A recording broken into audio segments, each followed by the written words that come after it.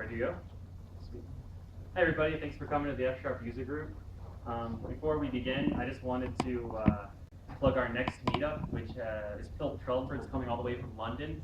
He's quite a brilliant guy. He worked at Microsoft on Xbox Live ranking system in F Sharp, like for Halo, and he did a bunch of cool machine learning things.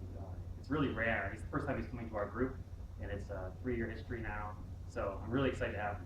So please sign up if you have the time. That's all I really wanted to say. Without further ado, Dmitry on WPF. Hello everyone, thank you for coming. My name is Dmitry Morozov, and today's talk will be about programming WPF applications in F Sharp, and specifically about a small framework I developed to make this development more productive. This presentation based on the learning series hosted on GitHub. There is a link in the presentation. Unfortunately, due to time constraints, I will have to skip many details, for example, implementation. So if you really get interested, I encourage you to go online and read series in full and also play with the code. So these days, most common way to structure WPF GUI applications on Windows platform is to use MVM pattern, which stands for Model View Model. Again, I don't think I have time to go into details about this pattern, so use your favorite search engine to find out resources online. MVM has many shortcomings. List can be either short or long, depending on your experience and personal perception. I still think it's relatively hard to develop WPF applications using MVM. And as software engineers, we should ask and F Sharp developers, we should ask ourselves this question: can we do better in F Sharp? Because for me, two things clear. First is F Sharp is superior language to C Sharp. And second, MVM was designed with C# limitations in mind. So, when you say limitations, what do you mean? Please elaborate. Yeah, so I will elaborate on each chapter. I will compare two approaches. Yeah. So first, I think it's important to understand that any GUI application is reactive in nature. So key to well-designed GUI application is to use first-class event-driven architecture. I will try to explain right now high-level architecture overview, and as usually in F Sharp, I will try to do it using types. So here you see 5 types. First type is view. So you should think of view as event source. It's a single most important responsibility of the view. And the best way to represent event sources in F Sharp is to use IEVent interface. But any screen of view can generate many different kinds of events. So how we can keep one type definition for view and still represent different events? So way to do it in F Sharp is use discriminated unions. So here's an example of just 2 events and that is F Sharp. Model represented as immutable F Sharp record. Controller is a Sharp function that takes event, model, and return model. Looking at type signature, you can tell this is a pure function, and it's based on immutability. And finally, MVC. It's a Sharp function as well. Takes controller, model, stream of events, and returns model. This is pure function as well. So this type signature of MVC should you remind of something. I'm pretty sure that you've seen these type signatures somewhere before. Anyone can tell me what this type signature is? I'll give you a hint. Replace controller with its type definition. All right, it's fallback. Moldar and Husky, right? So I think this is very profound idea to think of any screen as just a folding model of a stream of events using specific event handler. This is the ideal model of application, right? So it will be, this one will be impractical to use because it's based on immutability. For example, you see that controller returns a new model after processing each event. It will mean that we need to reconnect data byte model after every event back to stream, which is impractical. First of all, visual effect will be noticeable. If you have a grid like 1,000 lines and 100 columns, it will be very noticeable to the user. And there are the undesirable side effects as well, like selected item will be reset and other things. But still, it's good to keep this picture in mind as overview. Now let's take a look at the specific components of the framework. First of all, as you probably guessed, design of framework based on old-fashioned MVC pattern and the new MVVM. So sometimes it's nice to go backwards. So model here is not, in context of this framework, is not a domain model. It's a presentation model, always, please remember it. So for this framework, I choose model implementation based on Castle dynamic proxy. So model has very minimal requirement. As a matter of fact, it has only one single requirement, is to implement identify property change. That's an interface that's notify you about any model changes. So based on Castle dynamic proxy, the idea is that we intercept separate invocation for virtual properties and we write this property change notification from inside. So this implementation comes with some restrictions, right? So for properties you'd like to get notification for, they must be either virtual or abstract properties. You need to inherit for specific base class. Use factory method to create models, and a model should have parameters constructor. But I don't think these limitations too restrictive. As a matter of fact, I'll show how this limitation they actually promote good design for the framework. So let's look at sample code.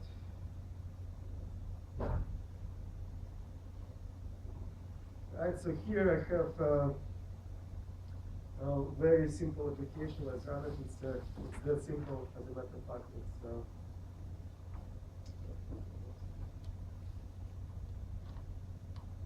little bit even ugly. It's just what it knows just to add two numbers. But anyway, we'll do a showcase. That's it, right?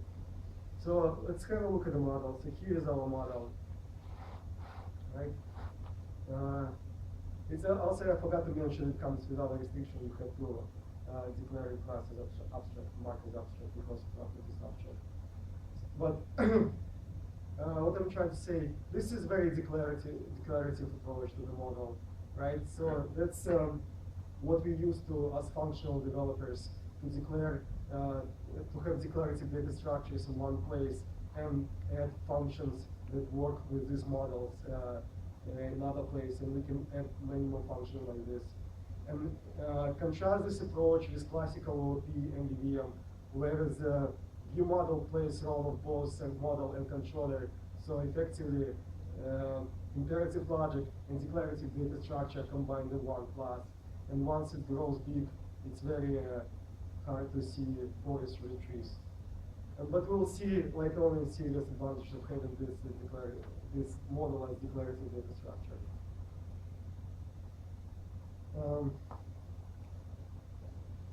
Right. So view, like I already mentioned, we should think of view as event source. It's most important in possibility. So here we implement this inherited view from iObservable.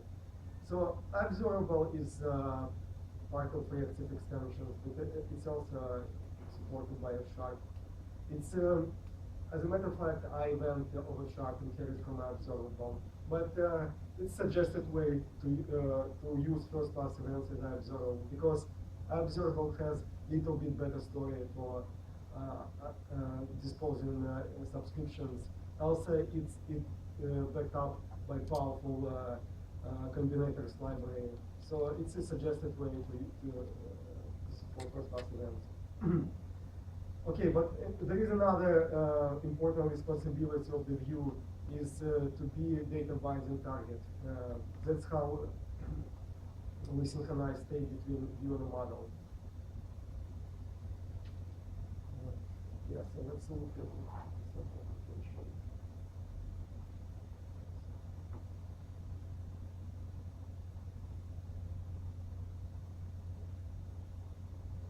So there are different approaches to construct view. I'll go into details in my series. So I'll skip these details right now, and we'll jump to more recommended way to construct view, right?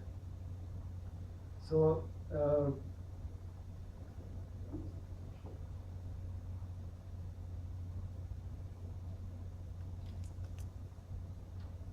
as it's still that simple, just same functionality, just got one more button. Let's say right here.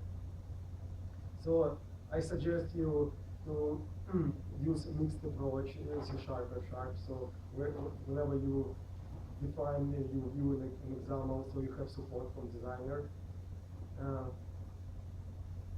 Yeah, so model stays pretty much same. Here we define new events, add them clear. And we inherit from base class, from view base class. I'll show you this base implementation in a moment. But yeah, basically it inherits from this interface. So once you inherit from this base class, but again, this base class is optional. You can basically have your own implementation of this interface. What you need to override is this property event streams, which is list of all event streams you'd like to have for a view, and set bindings. So one thing to note is, again, compare C-sharp and F-sharp. So because F-sharp has this built-in support for iEvent, and iEvent inherits from iObservable, so it's a very smooth experience to construct these event streams. There is no need to use these factories from a reactive extension framework from event pattern. This one thing. This set binding method is very standard. It's just similar to what you do in C-sharp for now. Right, so here we create model using factory view. We'll set bindings. So please pay attention to this callback function. Some things to note. First of all, this very cool pattern matching synthesis, which you're familiar with. But here's another thing. Let's comment out one of the events, and you probably guess what will happen.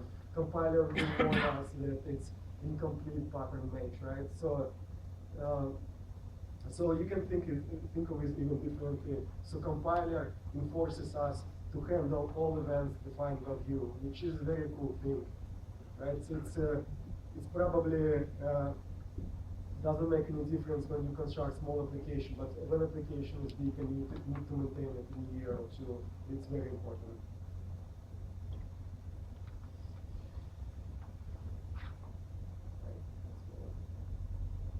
So now when we define model in view, I'd like to talk a little bit about the relation between view and the model.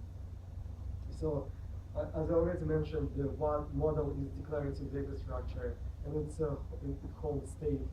But it's very important, it holds a very specific kind of state. It holds visual state. So you can think always of model as subset of view, and what connects view and model is data binding. Right, so again, this is very declarative approach when somebody can take a look at declaration of the model and understand what visual state we're actually interested in.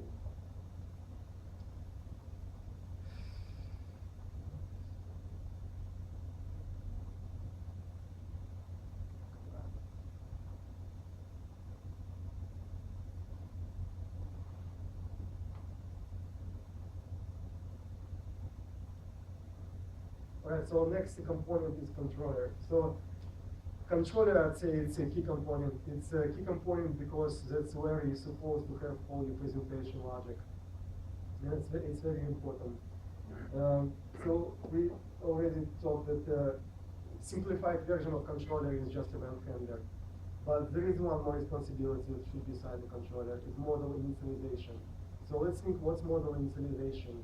Whenever a user opens up a new screen, this screen usually has some initial state setup. It's very easy to think of it whenever, especially user edits some existing object, right? So again, in typical OOP approach taken by MVVM, this responsibility usually assigned to the model and placed somewhere, let's say, constructor. And again, this is very hard to maintain code. Here again, we keep our model declarative data structure, and all the presentation logic goes into controller.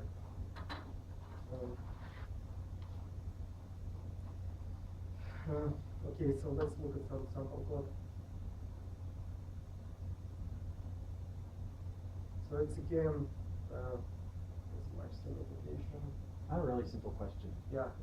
Why subtract two integers? Yeah, I'll explain in a moment. Yeah, good question. Just give me 2 minutes. Okay, so it just has one additional operation, right? Okay, just one additional operation, subtract. Yeah, so let's first look at the code. So I have just one additional property on the model to show initialization title, right? And here's an additional event. Yeah, and it has some state attached to it. Nothing changed here, just subtract, just subtract. And here's controller, right? Not necessarily have this code initialization, but here's the title set basically to process name, right? I just wanted to show some initialization logic, but this logic can be arbitrarily complex. And now, event handler. So first of all, event handler here is a property of a F function.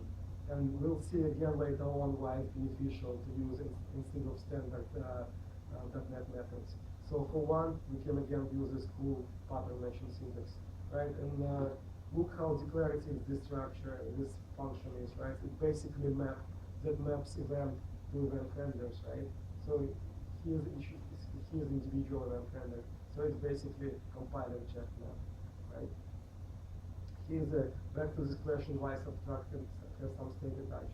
So some people might think that you can mimic this architecture in C# using enums, but discriminated unions have certain advantages over enums. First of all, compiler knows to check complete pattern match. And a C# compiler doesn't force you to handle all enum cases in switch. It's one thing.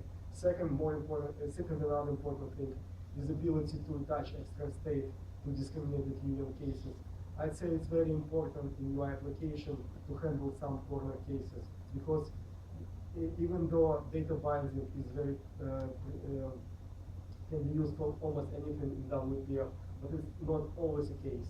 For example, those like preview kind of events when you want to cancel an event, or sometimes you even would like to pass in some fallback and still have controller isolated from UI. That's a way to go.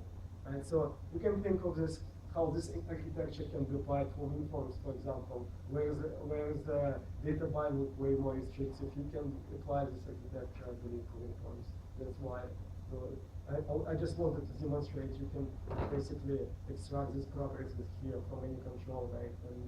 And controller is still unaware about UI details. Okay. So like, just I want to make sure I understand fully. Like, so with add, you want to show that you can do it sort of the mutable way and actually reach in and grab it, and then with subtract, you want to show that it's okay to do it sort of the more. No. So I mean, there's controller works on the model, right? So that's the only thing controller knows the model, right? That's how it communicates state changes to UI. But so what usually happens here on add, right? So when you execute this add operations, X and Y already they hold proper state, right? But that's because of data binding. Because of data binding, sometimes there are limitations to data binding. Not everything can be data bound, right? That's very clear. Thank you. Right? Okay.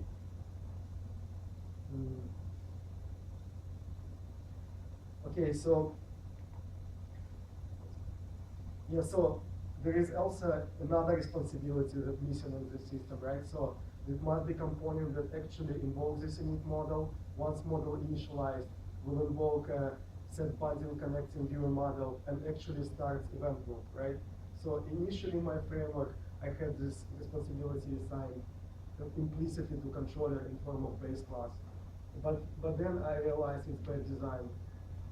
First, we all know this inheritance is very fragile coupling, and we should favor composition of inheritance. And second thing, I thought whole system will benefit from having explicit component that plays role of mediator, coordinator in the system, hub, so to speak. So here's the whole diagram of the system. And this kind of component in the middle, unsurprisingly called MVC, right? So somebody might think this is over-engineering, overkill, have so many components in the system. But let's see, let's analyze this. Let's analyze dependencies in the system. So again, model, declarative data structure, doesn't depend on anything. View still implicitly depends on the model. It's runtime dependencies with Binding. And it explicitly depends on the events type. But most important, controller is a key component. It only depends on the model and the type of events. This is what I call loosely coupled yet cohesive architecture. I'll explain why it's loosely coupled, why it's cohesive, because this example of this pattern matching in a callback, right? You have to handle all events explicitly or ignore it. And again, all the presentation logic should be in control. And the MVC component depends on everything, but it's okay because it's mediator. It's very much static component in the system. I don't see need to change or extend it.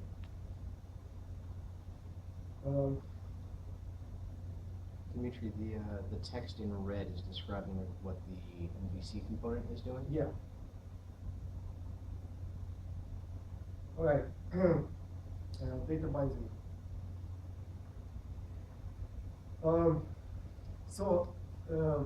At this point, dependency between view and model still implicit. By implicit, I mean it's hidden from type system.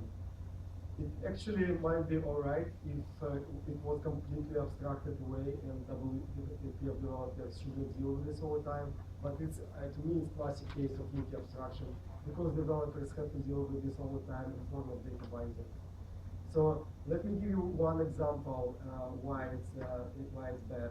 Unfortunately, I don't have time to show its report, but if we go back to our example, right? Just think what will happen if we rename these properties X and Y to, let's say, arg1 and arg2, right? So we'll fix code, whatever it is. But if we run application, I would say it's worst case scenario. This code will compile, application will run, but all of a sudden it will stop working. And what happens? Yeah, I'll just show you. So what you actually see is this weird error message in debug window. It's binding error expression something blah blah blah. So this is very painful, so we don't have support from compiler or from tooling or type system. So how we can fix it? So first of all, we should acknowledge explicitly model type in IView interface. This one right here. So now it's IView generalized both by events and model. And set bind this method will receive explicit model type as well. But it's near, not enough, because if you look at code again, that's how we do bindings, right? We still here operate using magic strings and objects, right? So it's not enough. So here's an idea.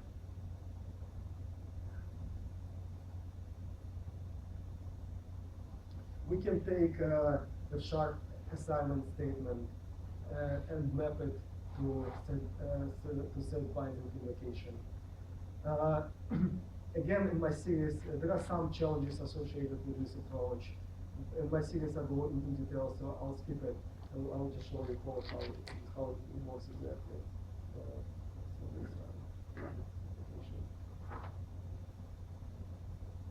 Quick question on the binding error. In Visual Studio, you can turn on, in the options, you can turn on to show binding errors. Like, do you see any sort of the display when you have the binding error, or it just throws a hard exception and that's all you've got? No, it doesn't. It's an idea. It doesn't throw exception. It just prints debug. It prints diagnostic message and debug output. Right. So I changed a little bit this application to show some data bindings. It's still strange, but So instead of having two buttons, I have this drop down, like very big operation, right? It works. Right. So let's right. So let's look at the model first. So let's change just a little bit, right? So we have list of available operations, which is type array, selected operation, and everything else they say. And we have two events, calculate and clear, right? Because we have just one button. Right, so and here our binding logic. That's how it looks like. Right? So it's type system supported, strongly typed. But let me explain it line by line. So most of controls have their properties defined either as objects, string, or type with enumerables. Right, so here is an example. This is combo box and item source is enumerable. And on the right side, it's type array. So in the compiler fine with this line of code, because it's, I'd say this is dark side of F# compiler. Whereas because I guess it was done to support better integration with .NET object system. But what actually happens here, compiler implicitly insert conversion operation here. You don't even see it. Same happens here. This is property type object, and this is totally type property. So conversion inserted here as well. But it doesn't work for this case, for example, right? Because text property of the text box is string and model X is int, and that's how we'd like to keep it. Right, so to solve this problem, I came up with this idea of shims, or magic shims, right? So we'll insert this function invocation in between just to keep compiler happy. And actually this example is built in F# function string. But as you can guess, what happens in reality when I take this quotation and give it different interpretation, this invocation just discarded. Yes, it's not full-fledged type system, it's a little bit of cheating, but it's still way better than we had before. I have a question about the use of quotations, just so I know. So is the reason because you don't really know the type of the model until later on, like the full type of the model, or like why do you need the quotation as opposed to passing in a function that does the same thing? Yeah, because it's, okay, so again, what I do actually here, I take assignment statement and I do completely something different. It's like a link, right? So there is no assignment here, right? This code actually never executed as an assignment. Right, in other words, he's mapping the assignment into a call to set binding. Yeah. So, well, back to start. So this code map is this. Oh, I see. So you don't. He needs a name. Oh, that's quite cool. It's a bit of metaprogramming. Right? Compile. Yes.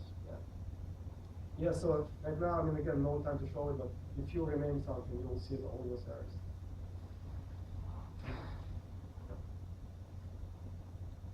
Yeah, there is actually yeah, it's very cool implementation, but no time to show. Because you have to come back. I told you have to. Okay. Let's see about binding.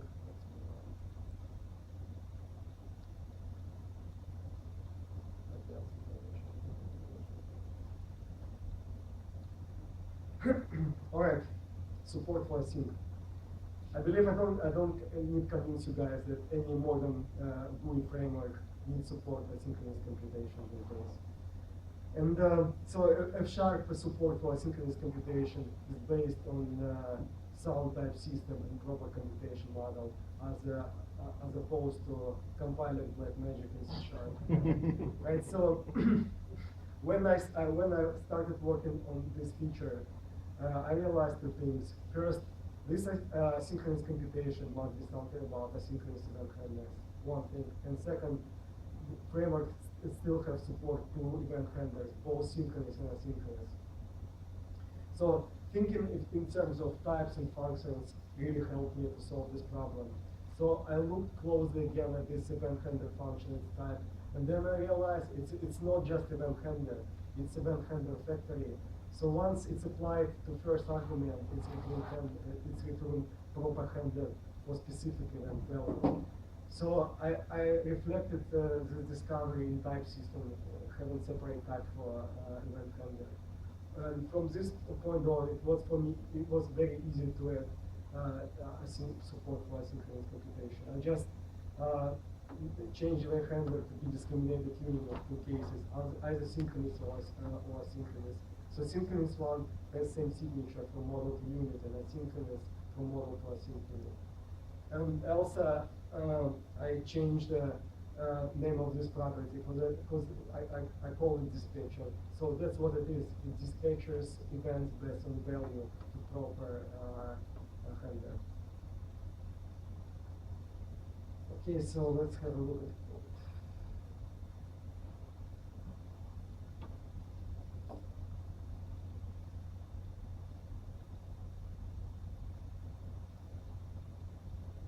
All right, so as example of asynchronous computation, I just use invocation to web service, and this invocation to temperature converter service hosted on WPF GUI. And this invocation is still instantaneous. That's why I have this artificial delay. So we can just use this invocation truly asynchronous, right? So we can check it. Let's say we invoke this conversion, we can still do some operations here, right? While waiting for response, right? Yeah, it's fine. Cool. Yeah, and there is also support for cancellation. You can cancel around this again. Yeah, this makes much sense, right? So let's have a look at code.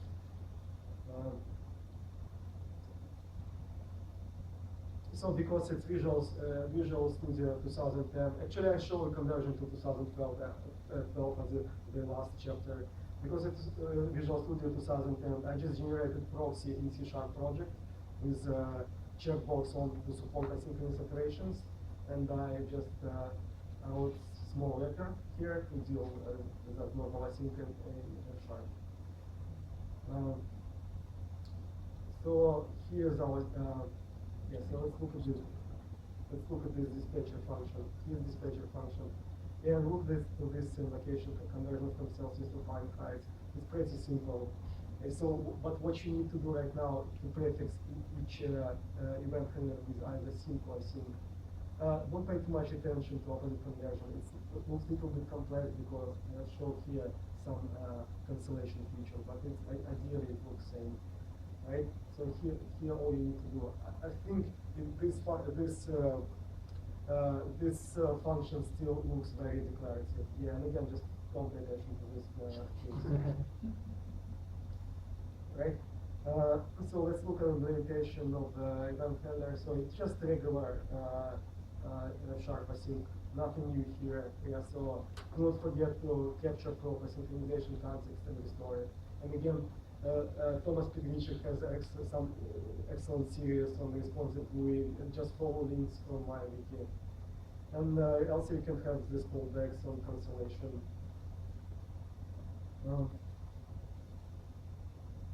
Yeah, that's pretty much it, I think. And if you have a look at MVC, it still stays simple. But once I added this support for asynchrony, I also have put some better story for exception handling. Let's go very quickly over it. So here this method, right, property of, again, it's also a sharp function that you can override. By default, it just resolves an exception. And its signature has event and exception. So I thought it's beneficial to have event what it failed on next to exception. And also because this is just a sharp function and this defined on MVC, what you can do, you can define some application-wide exception handling strategy. But you can actually close it over model view controller. View controller is not a big deal, but I can imagine if you have exception handler closed over event model and exception, just think of it. You can just, unless it's some infrastructure exception like database connection closed, what you can do, you can log event, you can log full model because it's just data structure, and you have reproducible test case for failure. Okay. Cancellation is very simple. Here, right? Here's the cancellation, right? We just call this a global cancel default token method on async. But if you're looking for selective or group cancellation, please look at my series. I have some idea there. It's certainly more complex, because this right now cancel all outstanding async operations. All right, but there is another important part of async story, asynchronous initialization. Yes, so it's pretty common case where it takes some significant time to load screen initially, but users like to see some visuals right away. So one example can be like some trading application. Not trading application. I've seen another example. I've seen this chart application, right? And it chart application, and let's say it had a tree on the left side and something like five charts on the right side. And each chart had from 2 to 4 data series. To retrieve data for each data series is invocation to remote service, and it's pretty computer intense. So users naturally ask to see those data series as soon as it became available. So this is a good example where you need asynchronous initialization. So here's the support framework for asynchronous initialization. So I define this async init controller, right? So you can inherit from this controller, and what you still need to override dispatcher and init model. But init model here, the one that you have to override, has different signature, right? So it takes model and this returns async init, right?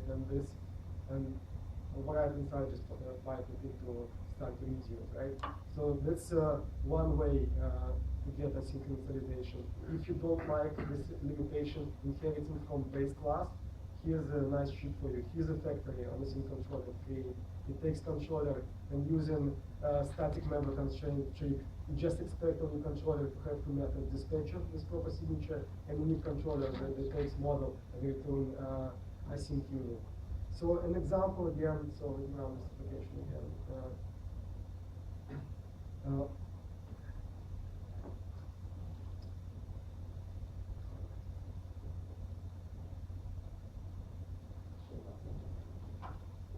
So look at title bar arcade.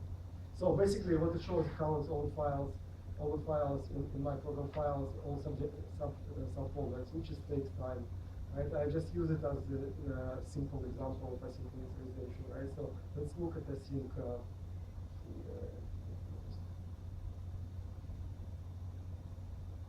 here async, right? So beginning is pretty standard. This is synchronous part. And this is you can think of this as the asynchronous continuation of initialization. So a couple words about it. So first of all, you probably need to do exception handling inside yourself, because it doesn't make sense to channel this exception to common handler. Second, you probably need to initialize model properties to some default state in your synchronous part, right? Because you never know when actually asynchronous part will finish. And third, in all your event handlers, you have to be prepared to deal with partially initialized model, right? So I guess that's it about support for synchrony. Yeah. Dmitry, can you show an example of being prepared to deal with a partially initialized model? I mean, let's say I can, but it will take too much time. And again, but so what you basically have to do is just you just have some conditional logic, right? So if you let's say here, right? So if this available operations array, right? So if hypothetically, if you move it to a asynchronous part, so probably by default you initialize it to some, right? Gotcha. Fine. I didn't want to derail your talk. Go back to what you're doing.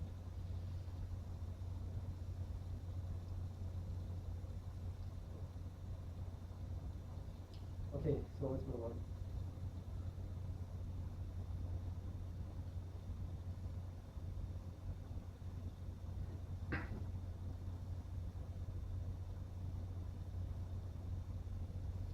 All right. So most of GUI applications need this capability to create visual workflows. I mean, to rephrase it, ability to open up dialogues in modern windows. honestly, this area a little bit underdeveloped in the framework. I need to do more on this, but there's still some interesting ideas. So idea is treat dialogue as a synchronous computation and model window as a synchronous computation. So so we need to so we'll extend ID interface a little bit so it gets to these extra methods, show dialogue and show, right? And we impose it to Boolean synchronous or asynchronous. So Boolean, again, this, I'm not sure about this design, but Boolean for now means if state accepted or discarded, right? And there are some changes inside the MVC as well. So there are these two methods, the start dialog and the start window, and they actually return the same bool and asynchronous. Right? So let me show an example. So it's this example a little bit stupid, but I try to keep it simple. Right? So let's say we have this. So here we enter arguments in decimal format. Let's say we'd like to enter into hexadecimal, right? So here's these two buttons, right? So I can open this dialog and enter in hexadecimal format. And please note that basically state propagated back and forth from parent to child. Contrary to this one, where state is propagated only one way, right? Again, if you cancel it, it doesn't change anything, right? So this is an example of dialogue synchronous computation. An example of asynchronous. I just adopted Thomas Petrychik example with stock prices chart, right? So you can open this window. This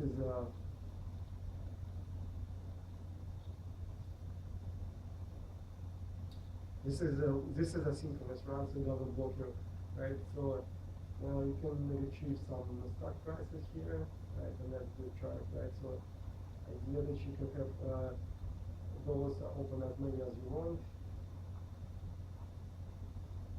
right?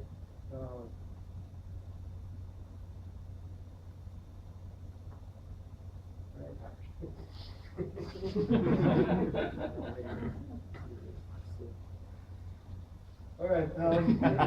Anyway, yeah. So this is an example of asynchronous invocation. So let's quickly look at sample code, right? So here's this event handlers, and please pay attention. So how this nicely integrates with async support we just added before, right? So, but this time, this async is not about I/O. It's about computation in Windows, right? So here's this one first dialog. So we create view, child, model, controller, and we see, and here we actually propagate state from parent to child, right? And we open up dialog, and if it's true, then we propagate state back.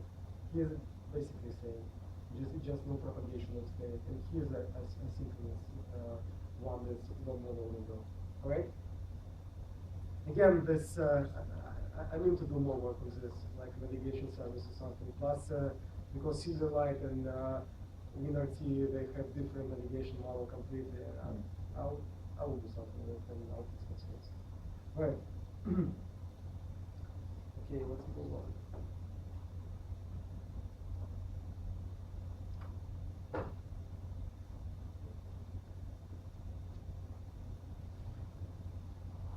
All right, guys.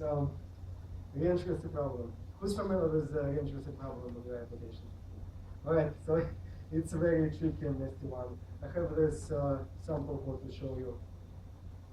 So here, it's not connected to framework at all, just for simplicity's sake. So here's a model. We have one property itself defined in the model. We support unidentified property change. That's it, not much. We create here an instance model, instance of text box. We set up as data context text box model. We data mine it, and here's pay attention to this callback event handler, right? So we print begin event handler and value of text property. Now what we do, we mutate this property, just reversing characters, and we print and end event handler. See what happens if we run this application.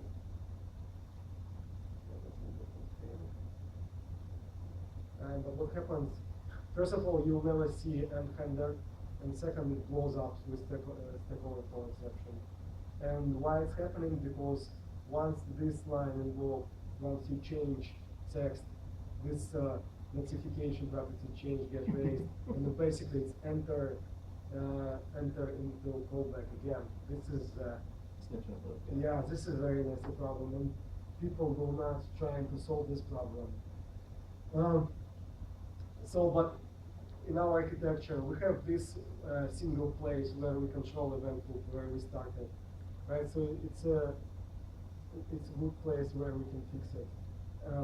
Plus, again, here's where we first realize the advantage of using iObserver as opposed to iEvent. Here we're gonna use some very powerful combinators from RX library.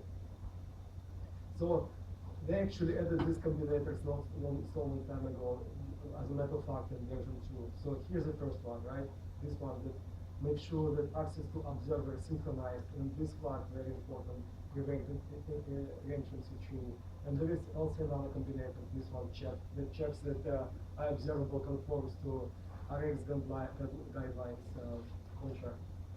So with these two combinators in play, this problem fixed. You can actually, I give an example of as a part of this application. Just don't want to spend too much time on it. But so what's important? People first of all think how you're gonna solve this problem in DVM. It's gonna be ridiculously hard because there is no central place to control event loop. Probably you can come up with some kind of base command or something, but I don't want to even think about it, how hard it is.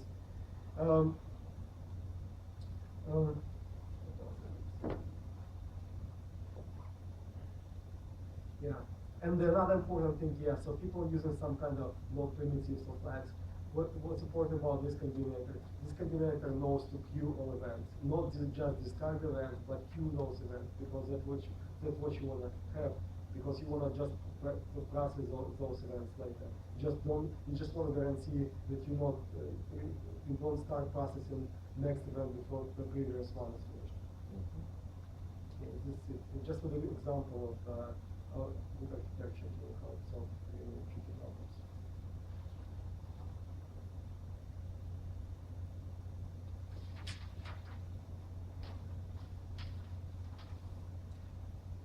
All right, guys, composition.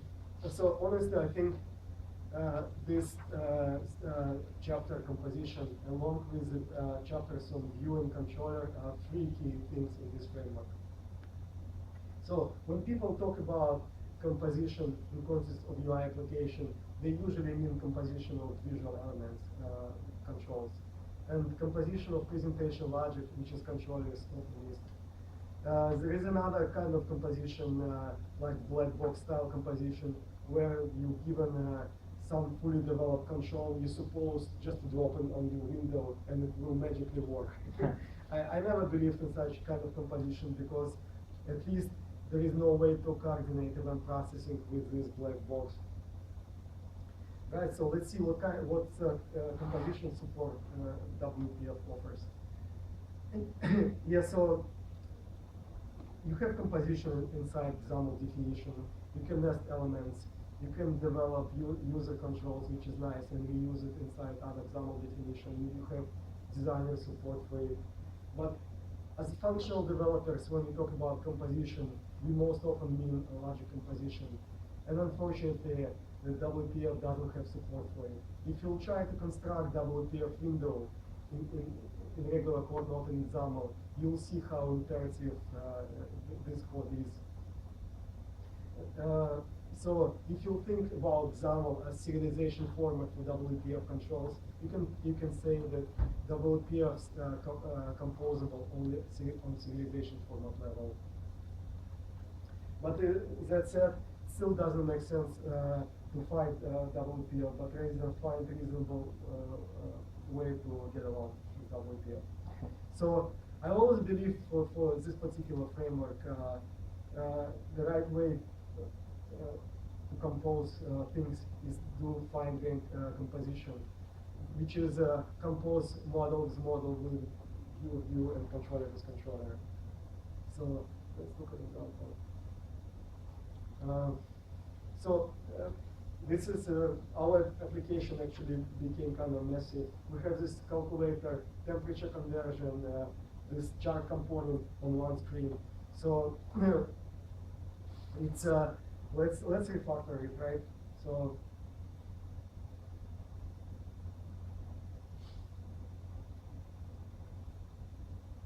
here I do realize it's a very old-fashioned approach. I just try to keep it simple. So we have now three tabs, and each tab contains individual controls, right? All functionality is the same, and when you switch between tabs, it just title changes. All functionality is the same, right? So let's have a look at code. So first, let's start as usual with model. Here's a composite model. So we keep same approach, right? So it's still declarative data structure, and submodels defined as properties on the model. That's it. It's still, I mean, I think it's important to keep this approach of declarative data structure. Now views, right? So views, individual views defined as user controls, which is a nice approach, right? I think it's important to have this designer support. Okay, so it's yeah, so it's true about all three. And now if it,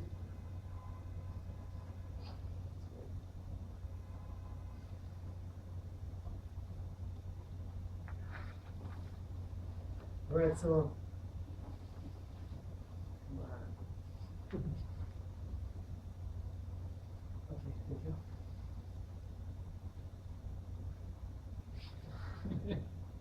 Right, and yeah, if you go into this composite view, look at all controllers and units. I think it's nice because you can have designer on the teams and they can still work with the normal piece.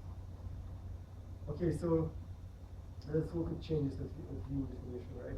So, okay, so we split it into two interfaces. We have partial view and view. And again, this is somehow related to work I need to do on this child windows, but here, for simplicity, view interface inherits from partial view. So partial view is for those reusable controls that never can be shown on their own. They always have to be plugged into a big window. So two base classes implementation, partial view and view that inherits from partial view. So controllers, it's a simple decomposition of logic that we had before. Literally, I just took those individual events, models, and controllers, and I just decomposed it. It's all functionality same, right?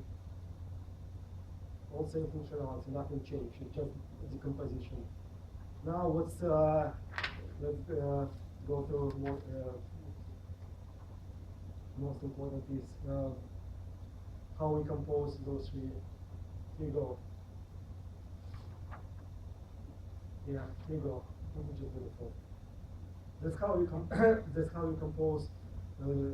Here's we construct main MVC, and then you can use either after class operator, specific operator, or compose method, and you compose this this triple, these other three.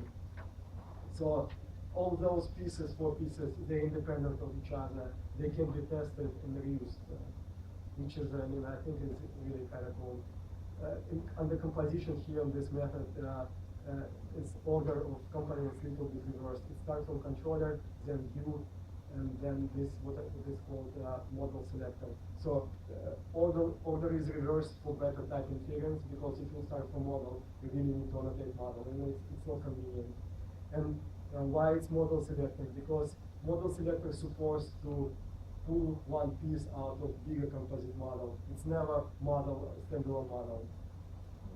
Yeah, so that's it. I mean, like, you probably wanna, I mean, we won't go into details, but yeah, you can look at this implementation. It's pretty cool. It's used some really advanced F# features as object expressions. It used, again, pattern matching. Yeah. And I want to say a couple of words about type inference. Some people think that it's just a matter of convenience, so you don't have to annotate the types. But let's have a closer look at this type. You see this type? just imagine, yeah, just imagine typing is typing this yourself, right? As a matter of fact, you don't know this type whenever you compose things, right? So that's how in functional language, as a sharp, very powerful idea of composition works hand in hand with type inference.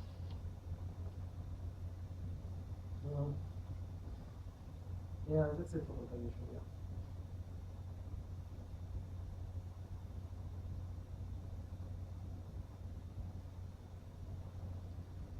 All right, so some of the sources. So before we worked only with events initiated from GUI controls, but sometimes we need to. I mean, sometimes we need to wait to integrate different event sources as well.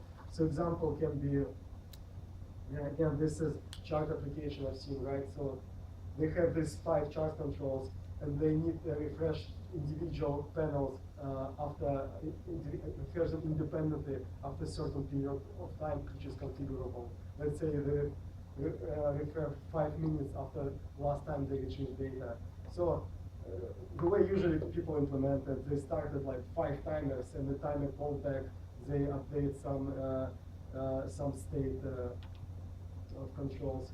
But think of it like now when we work over composition, just imagine how nice it would be just to take a stream of events, like for example, observable timer, and just compose it with view, and then you have just one event handler for it, and that's it.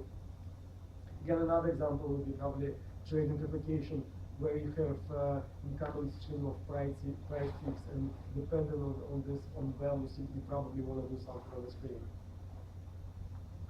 So as example of non-visual event stream, timer, right? So here's the status line, you see timer, right? And it's very simple, just no example, but you can pause it, right? You can restart it, and I'll talk to you about failed a bit later. So,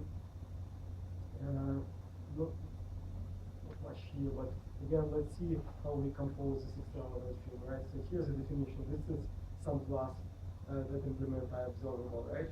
And we have this, so we have the instance of this class. Here, how we define controller, right? So, by the way, here's an example where you don't need initialization, so you can leverage this factory where you pass in just callback, right? So, this is event handler. So, what we do, we update running time for the model. And this is the way to compose it. That's it. I mean, again, it's very simple. Yeah. Why do you compose sometimes and use the comedy out of the equivalent? Yeah, the equivalent. I just suggest, yeah, just show the cases. Yeah, and because this is specific where I only work with this model controller. So for non-visual sources, you can use controller. But I mean, it's matter of taste.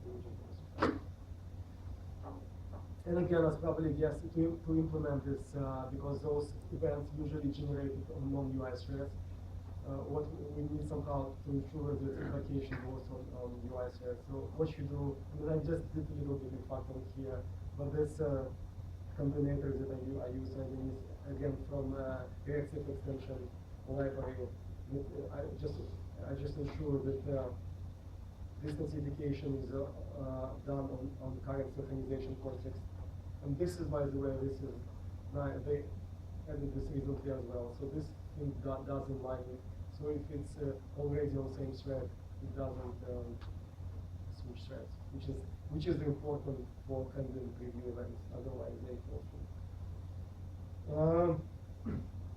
So a couple of words on exception handling for those sources, because so when we have visual sources, we kind of assume there is no errors generated for those sources, which is kind of reasonable. But for visual sources, you have to expect errors. I was thinking about integrating it to provide some support, but then I realized those errors, I mean, you have to provide handlers for yourself, right? Because according to our observable contract, once you encounter see on error event, basically event stream has to stop, right? So here's an example of how to use RX combinator to handle errors. Here, just cache error, and it's printed into the debug window, and this string just continue. But you can provide any logic you like. But again, the point is that you need to do it yourself inside this event stream. It cannot be part of the framework because there is no generic way to handle it. Alright, that's it. You guys, it's alright? You want to This is good. Good? Okay.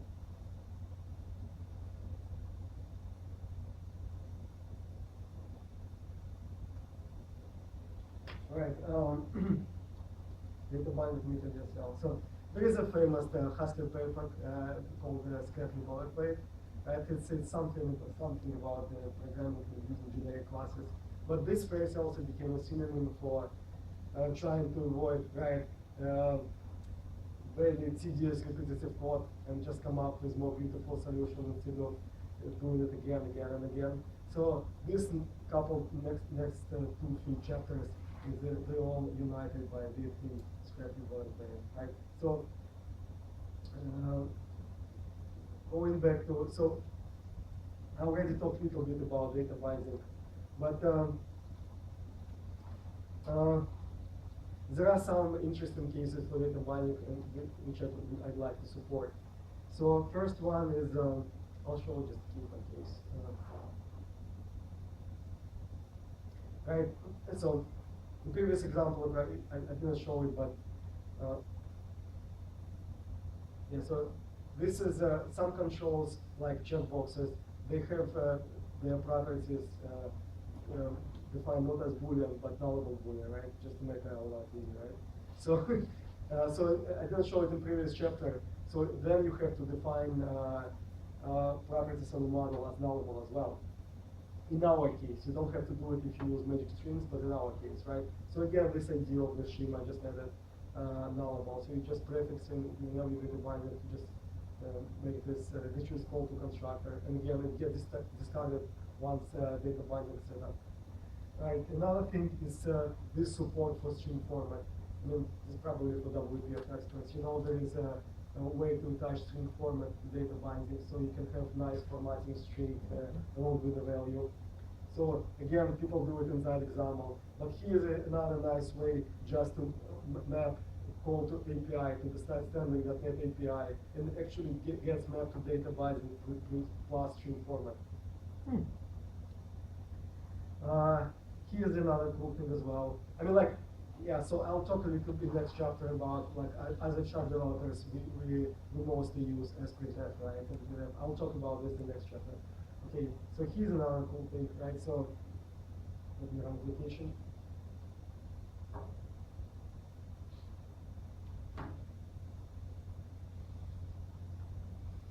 So let's say we have this timer. Let's say we wanted this restart button being only enabled if fail not checked, right?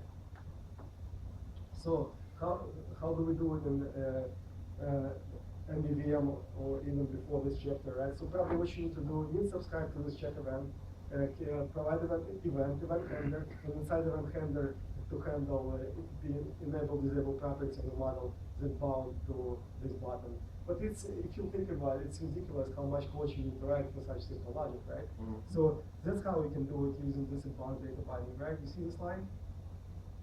And that's, I think that's very, it communicates your intent very well. So what you say here, this is enable if not model fail, right? And what it gets mapped to, so this node goes to converter, one way binding, always converter, right? Okay. So it's one example. It's actually this, things like this can replace a lot of handwritten code. Another example of this, sorry, let's run application again. So this store price control, right? So whenever you add new symbol here, right? So this button is disabled before you actually, you can click it before you type in something, right? So if you type RSFT, right, now you can retrieve data, right? So actually there is there is a bug here. Let me show you. Yeah, I noticed it didn't but I kept it. Right? So here, if you type again, this is T, right? If you delete it, this button should be right now disabled as well, right? But anyway, let me show you this logic.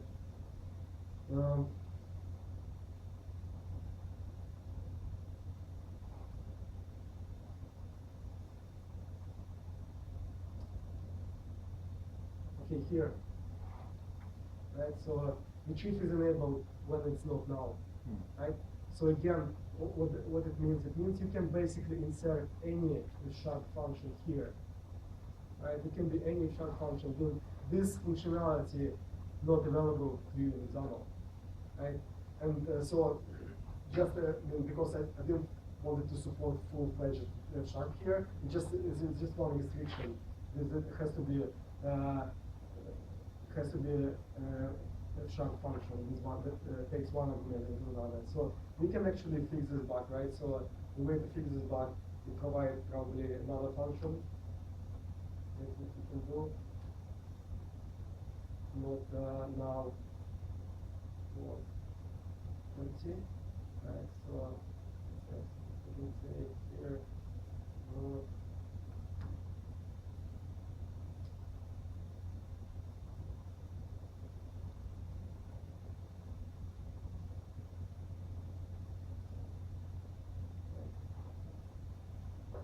powerful.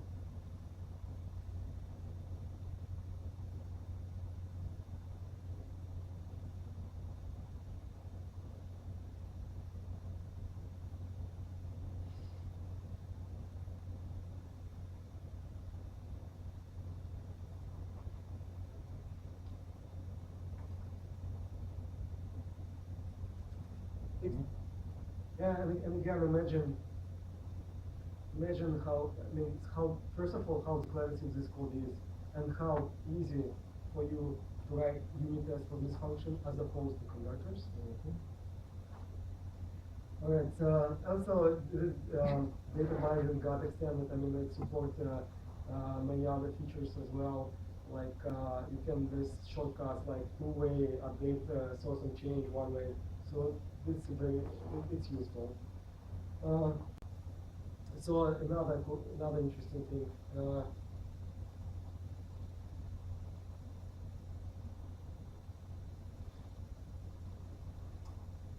Again, what I'd like to emphasize, so in this architecture, there is almost no need for converters or any magic tricks inside you. You should try to keep all your logic in controllers. And also, I think it's totally fine to have properties like visibility defined right on the model, because it's presentation model. Some people think it's inappropriate that you only can use built-in .NET types on the model. It's not true. On presentation, that's presentation model. As long as you don't have control instance there, it's fine. But let's say you have some, I want to show just some cool technique. So let's say you have this built-in Boolean to visibility converter, or some visibility converter that you have as part of your Python library. So how you can actually use it, right? Okay, here's the application. So in the application, yeah, this is the chart. So support this functionality, right? So once you hit retrieve, right? So if you enter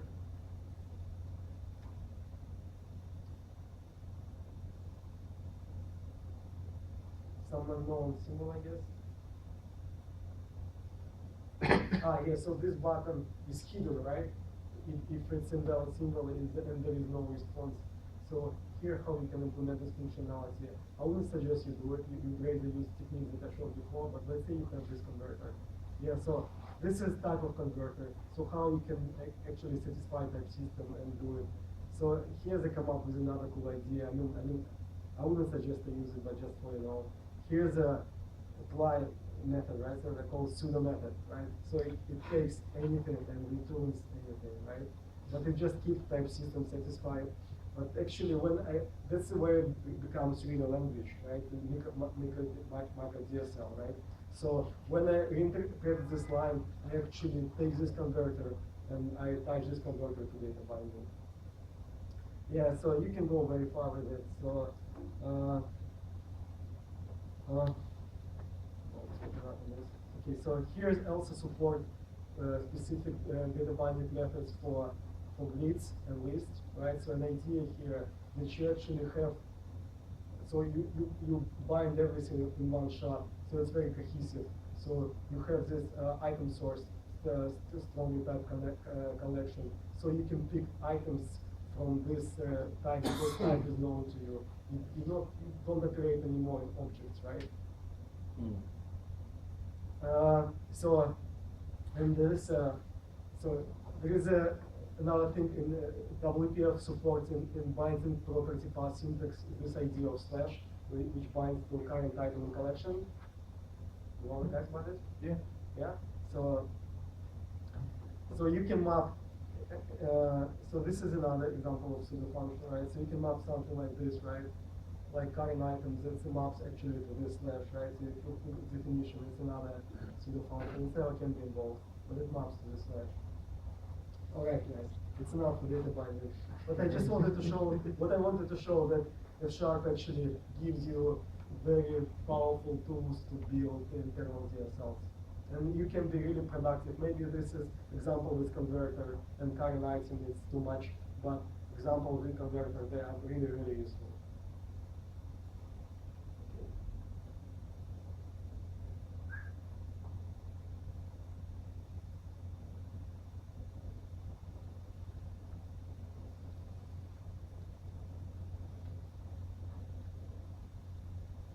All right, so it's another very another primitivity to derive properties. Let's see. So I'll just show you how it works. So so let's say this. So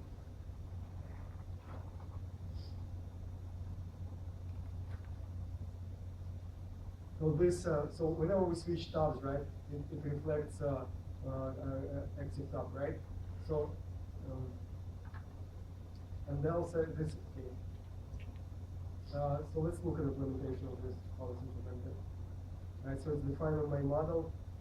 Okay, guys. So here's a. First of all, think how you implement it, right? So again, you probably need to subscribe to event that active tab change, and you need to stick this property somewhere, and then how you go about it. Right. Here's the whole definition. That's how you do it. So this property knows, it's actually knows to check its own dependencies. Right? So that's why it's actually like all the derived properties. It's similar to SQL, where you define in select statement, you define property that calculates all the other columns. That's why I call it derived properties. Right? So this is it. Can you imagine how much code you need to write it to do it manually? Mm-hmm. Yeah. Another example of this property. So I just found some calculation in Wikipedia. Don't blame me. So here's if you have the start here. So here's this calculation distribution. But point is, if you go change any number here, right, it's reflected immediately, right? And where it's defined is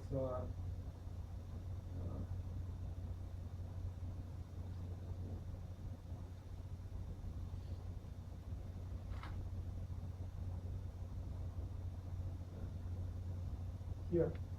And so I intentionally wanted to show something more complex. So this property knows to track all its own dependencies as well, including the nested one. So if as part of your calculation, so this is the only reason to have some logic in your model. And again, we should try to have only expression-based, very simple logic. Anything more complex goes to controller. That's it. I mean, again, guys, I mean, like, you can imagine how much manually code you need to write to do it manually. Yeah, that's it. I mean, yeah, this is a very cool implementation of this property. Yeah, it uses reflected definition, attribute quotation, active patterns, and some WPF methods. Yeah. So we're done. Okay. So I want to talk about one module that left behind, right? It's validation. So, supposed to be between data binding and synchrony. So this is I added here two kinds of validation, right? First of all, you cannot divide by zero, you get our message, and if operation is add or subtract, second argument must be positive number, right? So, okay. So validation is important in Glue application because it's a way to communicate data entry errors back to users. So this is a framework support just standard way. It implements model, implements IData error info, nothing interesting there. But there is also must be, so but IData error info one-way interface. It's only notifying you about errors. So it must be some ad hoc way to set actually those errors on the model. So here's a way to set those errors. You just set error method that takes two strings, property name and message. But what I want to talk about is I want to make here one exception. I want to show implementation of this module as excellent case for a sharp language and show you how much you can do with so little. Right? So first of all, let's see how we apply this validation. Right? So let's start with division. So simple, right? It creates a new division, and second argument is 0 will set this validation error, right? So this set error method receives quotation, then rely on type system, message, and because model is last argument, we can nicely pipeline it, right? And add a little bit more involved. So it's like more like an assertion, right? So if it's add operation or subtract, we just ensure that second argument is positive number, right? So let's have a look at implementation. So first of all, notice it's like 33 lines of code, right? If you exclude open statements, it's about 25, right? So it actually fits on one screen. But let's see what we can do with these many lines of code, right? First, here define the synonym for this type quotation, which is basically this type of this quotation. Second, define active pattern. And the signature of this active pattern, it takes quotation like this one. And what it returns property name and function. Okay, function is a getter for get value for certain property once you pass an object. But this pattern match is exhaustive, so it ensures that this quotation confirms a certain shape, which is like this one, where you select just property of the object. There is no nesting, nothing else there. If it's not the case, it's one exception. Now let's look at this little set error function. And we've seen this function before, right? This takes quotation, message, and model. Let's see how it's implemented, right? So it takes quotation as the first argument. Quotation, message, and model. So look at this argument, right? So so even though it's quotation, it distracts, it knows to deconstruct parameter in place, right? And because we're only interested in property name, I just ignore second value, right? It's a very cool technique. So once we have this property name, what we do, we saying that we expect model to have this set error method, right? That takes two string, and we just invoke it. Why it's done? Not just to be cool or for fun, because this will allow you in this framework to have your own implementation of model. And if you'd like to use this validation, only requirement to have this model, no extra interface, nothing, very low key entry for you to have your own model. Now let's see what we can do on top of this. So here's a useful function, clear error. So according to IData error info contract, the way to clear error is just to set message equals null or empty. That's how we do it, right? So this combination of partial application and point programming probably, right? So this is, in reality, it takes two arguments, but we just ignore a model and we partially apply set error. That's it. It's a powerful way to do functionality. Okay, so again, it takes quotation of this shape we seen before, predicate and message in the model. So this one actually gets interested in both property name and get value, right? So what it actually does, it just takes value of the model and passes through predicate. If predicate true, it means this validation error. Same technique, right? Again, it's just few lines of code. right? So an opposite logic is assertion, assert. Again, we build assert, just partially applying invalidate and just composing notice predicate. That's it. And other three useful function, object required for reference type. Again, we build it just like this, right? Partially applied function. Here's the very concise way to do it. Assert that we pass in local, we pass just lambda for nullable types. And text required is for string-based fields is like we just ensure that the text null or it's null. Alright, and the third one, this is positive, right? So often it's a need to ensure that number is positive, right? So probably simplest way would be to solve this problem something similar to this one, right? Just to pass in local lambda and check that number is positive, right? But if you do it, you have to trust me. What you end up with, compiler will generate only one instance of function that works with ints. But then you'll think yourself, geez, this function must be really useful with doubles and ints as well. So how do I build this generic enough?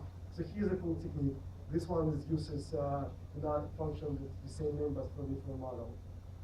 Right here. Right, voila. Here we use sharp language primitive, and this function generic enough to work with any number. I mean, it's really cool. So you can, as a result, this function can be used with any number as well.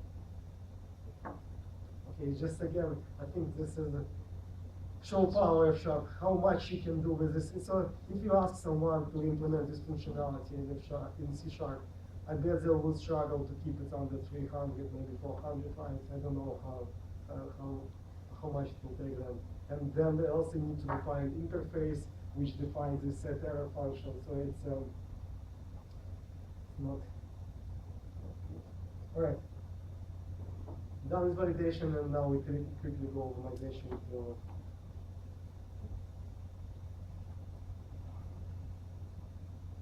guys, 5 minutes. I brought that. Yeah, no, this is awesome.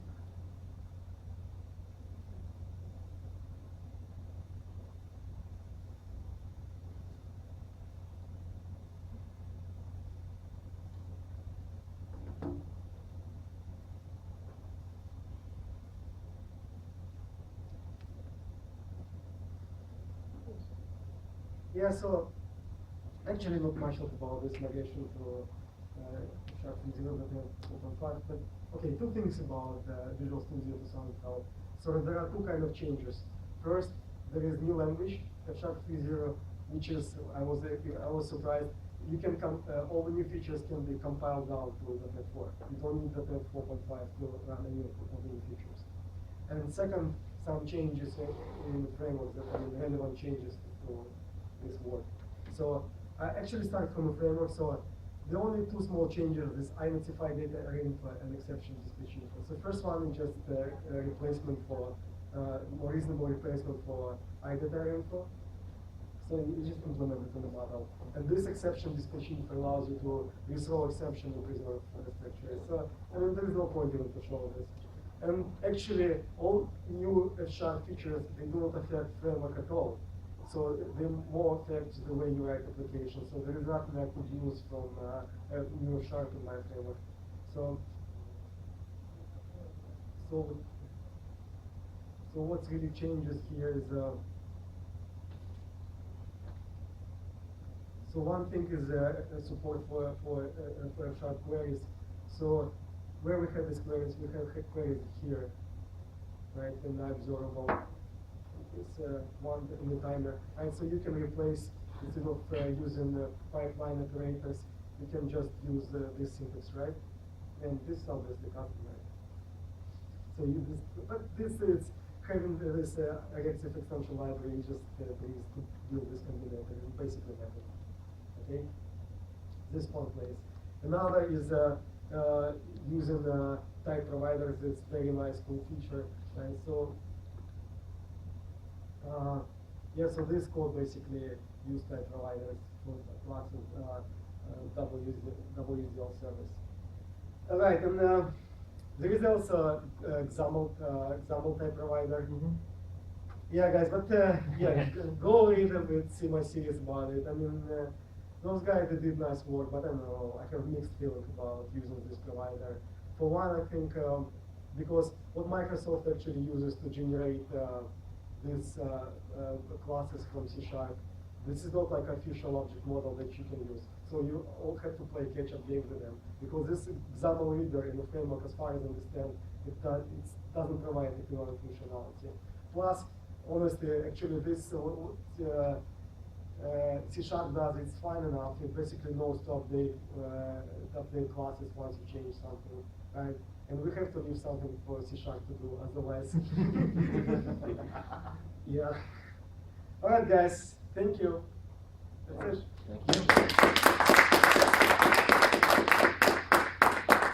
Any questions, anybody?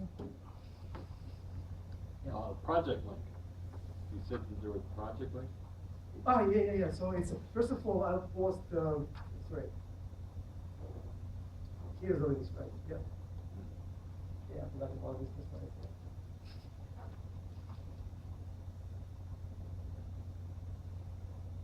Actually, yeah. So I saw when with the async stuff, there was this stuff about switching the context. Mm-hmm. Is there anything possible to make that a little prettier looking? Because it's kind of really kind of obscures the flow of the continuation.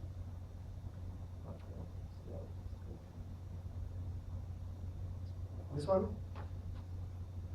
No, there was another one where I think it said async dot switch to context something. In the 2010 one where you're doing Yeah, so it's same in 2010. the synchronization to get the I think we're switching back to the original synchronization context. Yes, And I just refactored this one a little bit, right? So this one.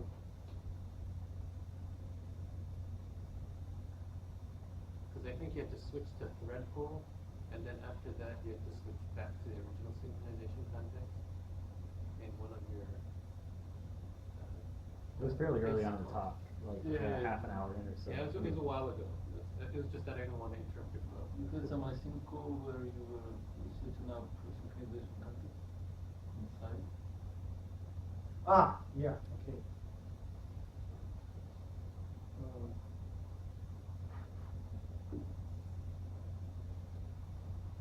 Yeah, so this one, yeah. Yeah.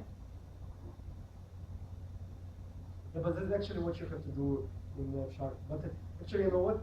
Initially, when I started working on it, I thought, why don't we have this combinator in C#, in F#, and it allows you to run all continuation in certain context. But then I realized it's a great design what Don did. Actually, compared to C#, it's always better to control explicitly when new continuation runs as opposed to what C# does, when it's magically switching continuation back on original synchronization context, right? Yeah, so in F# you have to manually to capture context and switch. But it gives you more power. And first, if you think about it, like this is optimized for more powerful users, because when C# switches continuation for you, but what if my continuation I would like this continue working on the ground in the thread, right? Mm-hmm. So I think this explicit model is more powerful. Again, I was thinking like maybe we can have combinator in the chart, the one that's a specific combinator where we can tell please run all continuation on this specific context, but it's I don't know. I think it's fine with this now. Yeah. Again, but if you follow a link on my series, I have at least a couple links back on Thomas Petrichik blog post where he can go into details explaining how it can be done. Actually, he has one post where he give example with some phantom types where you can override this, come up with your own builder that does context switching automatically on each bind for you.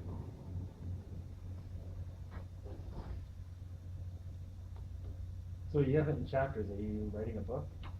It's actually an No, almost. he doesn't know. I offered him many times.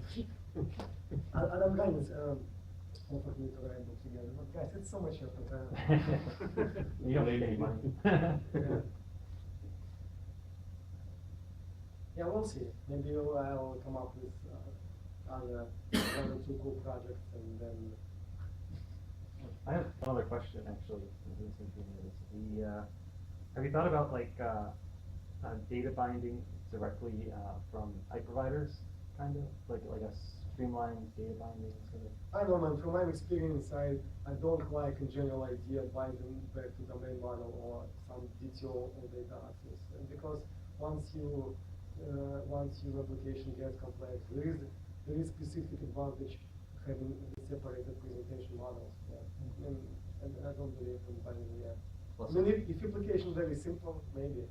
plus I would think, depending on how the type provider is implemented, that might not always be possible. Like, for example, the SQL entity connection doesn't allow you to expose public types. Yeah. So that would mean that you could only bind to it if you were using the data access in the exact same library as your view. We should just pipeline it to something else to shape for that. Yeah, but then you're not binding to the same type. You have to define a separate type. Like, the types can't physically escape the library, the DLL. Sure. So it's. Again, it will allow you to, like, look, if you have this architecture, just develop in F# 9 domain model. Don't have to bother yourself with this identify property change and other ridiculous stuff, right? True. Very true. That always bugged me about MVC in general, like all of the stringly typed stuff, and it seems like you've done away with it. It's Yep. fantastic. Yeah, guys, I mean, like, again, I think this series implementation, very nice language tutorial, because I basically had to use all advanced sharp features here. And if you can look, for example, one great example is in binding, right? Where I had to use active patterns and active patterns and recursive patterns. So here's one especially nice piece, right? That's the one. Okay, so this piece is responsible for parsing in this assignment statement for the right part, right? But look here, it's really nice, right? So this is one of the patterns, this property part, but this is also recursive, right? This is how I handle invocation to string, right? Here's conversion, here's nullable, right? And all of those, here's string format, here's converter, here's this invocation to magic apply, right? And all of this, look, this is a very small. Look at this. These patterns are really, really small. You can actually test each one individually, right? Mm-hmm. Again, I mean, besides that, C# doesn't allow to have assignment statement and expression trees, right? So there is no way you can implement it in C#. But hypothetically, if you allow this, to parse all these expression trees manually with this expression tree visitor, I mean, it's suicidal, really. Yeah. Yeah, it's a big so this pre-built active patterns would big help, like the sequential where you have many statements in a batch, and also so for like if you're so interested in it, so to implement this derived properties, right? So you can, and in one practice I showed you this accumulation distribution. So basically what you can have inside implementation, you can have aliases, right? Because you can have let binding, which will be effectively alias to other property. But so what you need to do, you need to unwind it and find all true full paths to property, right? And so here, right, so here, for example, alias, right? So this is right. So if I have intermediate values, aliases, right? I still need. I cannot just use this large expression to find all dependency. Basically, I need to reconstruct full expression, right? So actually unwind it. So, and I was so much surprised when I said, it would be nice to have in active patterns and sharp this combinator, and there is one. You won't believe it. Let me show you.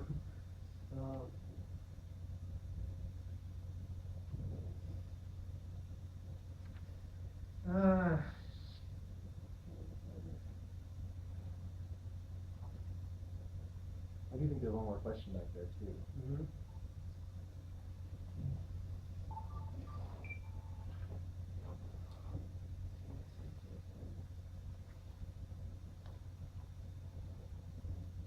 No, You can always email out later.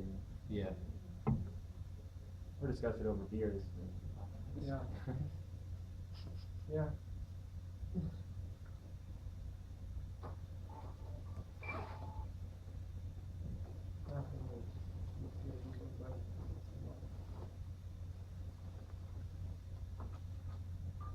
Right here.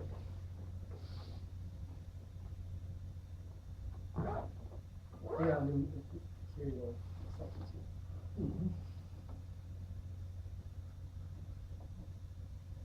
So, Yep. You know. All right, guys. Take it off. we have one more question. Yeah. So I was just wondering, what I couldn't tell, so the models here are that they're binding to are mutable, and we're. Models, So, immutable. Yeah. Oh, Because are it- mutable or immutable? Immutable. Immutable. Yeah, because WPF optimized for mutable, sorry. Right. Models mutable. WPF essentially can work only with So mutable one. so the models support get and set, but they're actually immutable? No, They're mutable. They're mutable. Mutable, okay. Yeah, Yeah, the models are mutable. Yeah, The models models are That's the only way to use data binding, really. Yeah. Yeah. Just curious. Dmitry, one more question about that. I know for most of your models, you inherit from model. Is that a hard requirement? The model? Yeah, for one of the models inheriting from the model class? Yeah, but okay, guys, I forgot about one slide, but I think I meant to say so. In this framework, the only required component is IQ, controller MVC. Everything else can be replaced.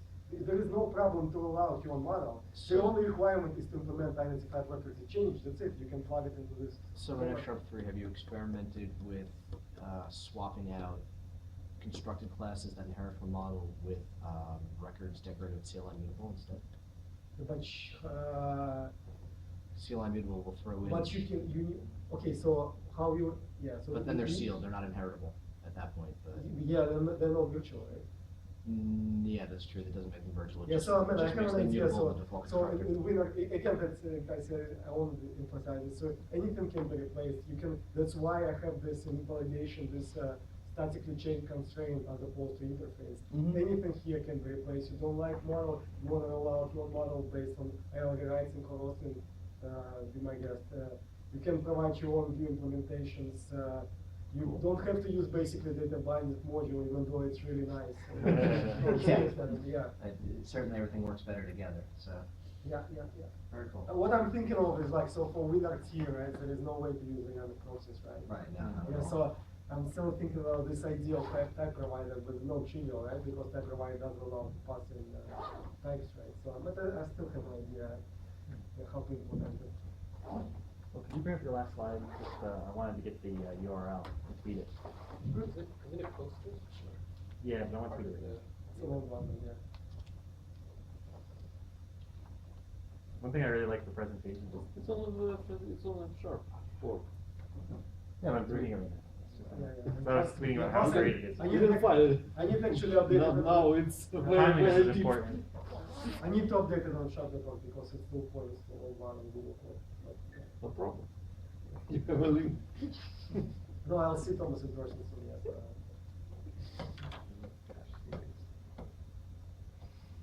All right, guys, thank you. Oh yeah, and we're gonna go across the street for dinner and drinks. If anyone wants to join us, everyone's welcome.